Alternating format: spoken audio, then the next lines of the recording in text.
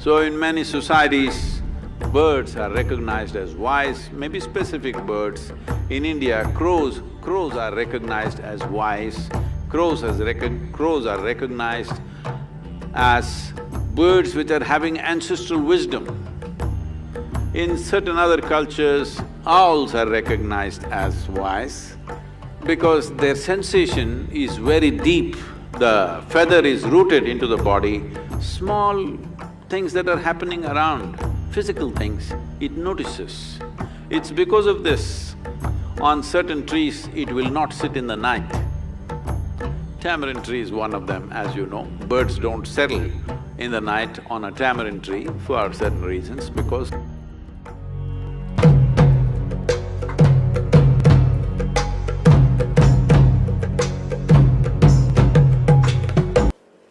in the evolutionary scale of things, we recognize, the yogic system recognizes three levels of development as very important.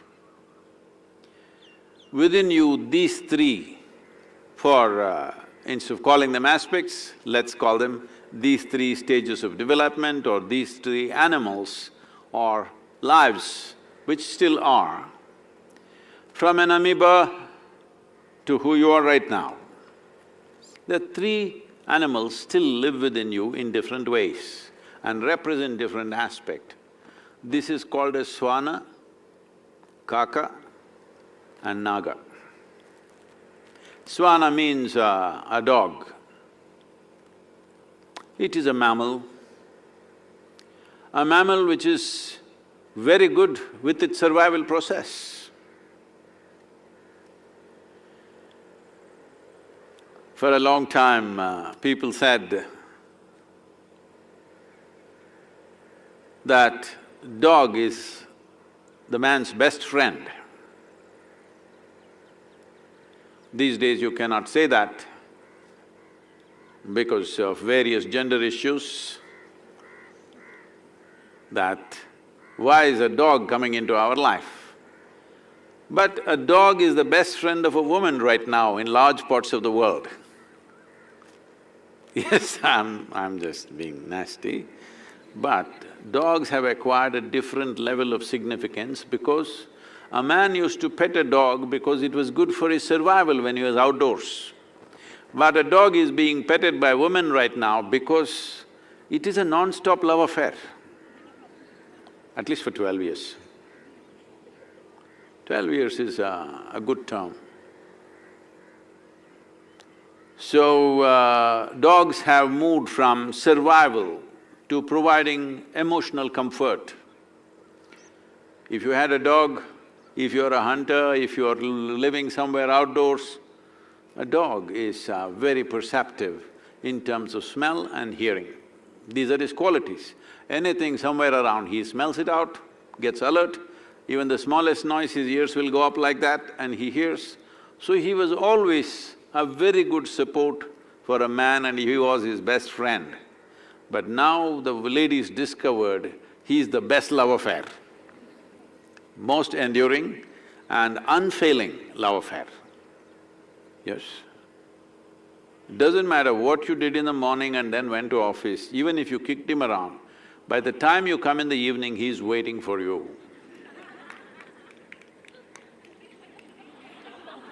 Not here, but here.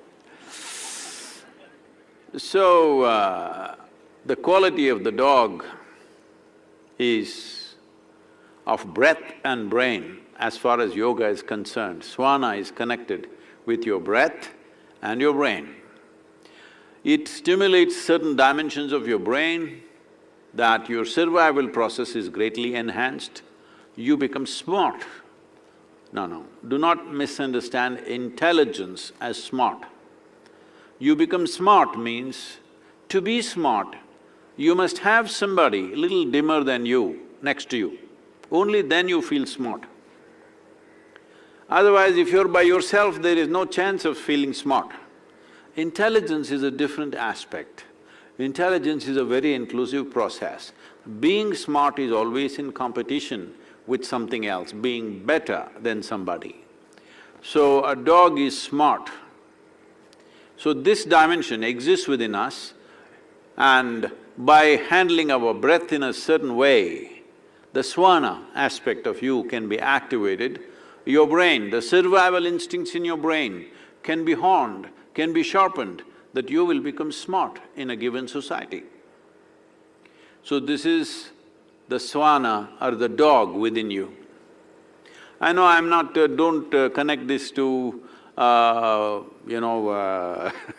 the social usage of these words. In some societies, if they say you are a dog, that is supposed to be putting you down, even so in India, unfortunately.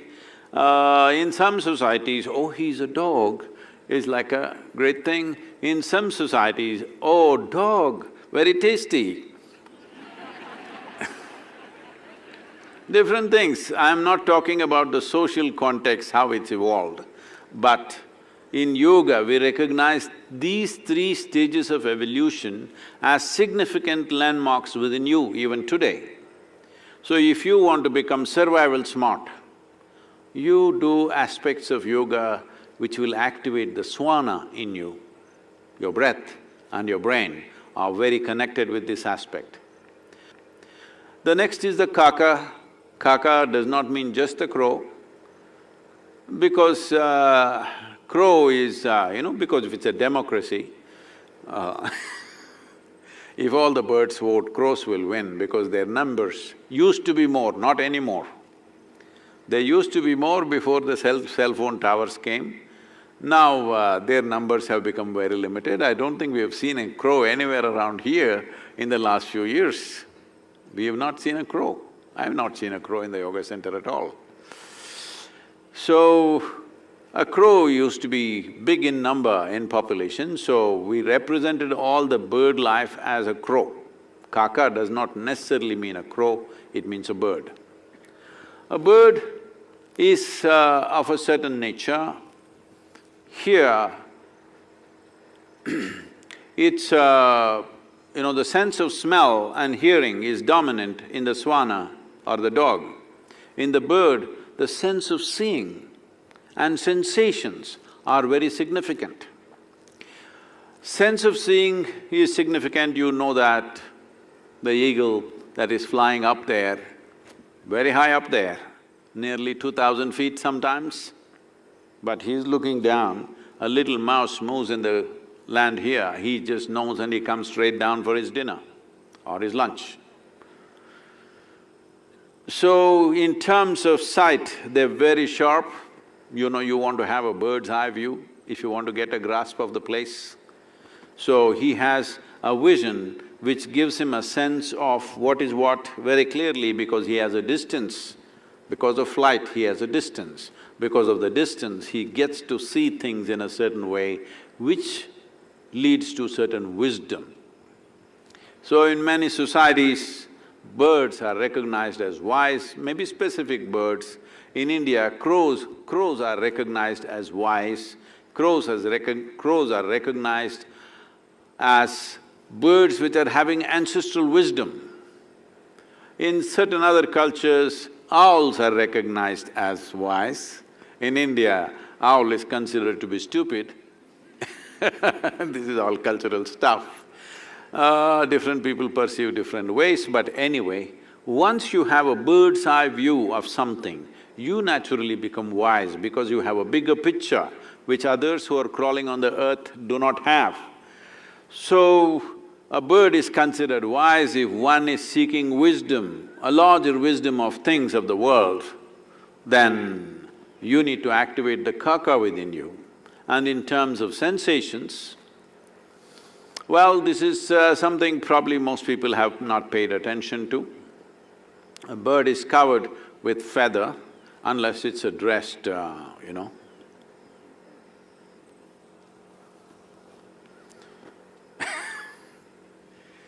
So, let's say a little breeze comes this way, gentle, today it's strong, but let's say a gentle breeze comes this way, the feathers are not really not really live. It is alive, but not the way the rest of the body is, it's like your hair. But through these feathers, through this hair of the feather is rooted in the body in such a way that it gives a very deep sense of sensation to the bird. A bird is sleeping like this in the nights. If a snake starts moving up the tree, just that movement will give him sensations. And many times I have watched this because I've slept on the trees many days. So I have seen this, with eyes closed, they'll just jump a little bit like this. This, they go to the edge of the branch. With eyes closed, they're still sleeping. Those of you who sleepwalking, you know what I'm talking about because their sensation is very deep. The feather is rooted into the body. Small things that are happening around, physical things, it notices. It's because of this, on certain trees, it will not sit in the night. Tamarind tree is one of them, as you know. Birds don't settle in the night on a tamarind tree for certain reasons, because their sensation is very, very sensitive and vision is very sharp. So, wisdom and sensitivity to physical things, physical sensations are very strong.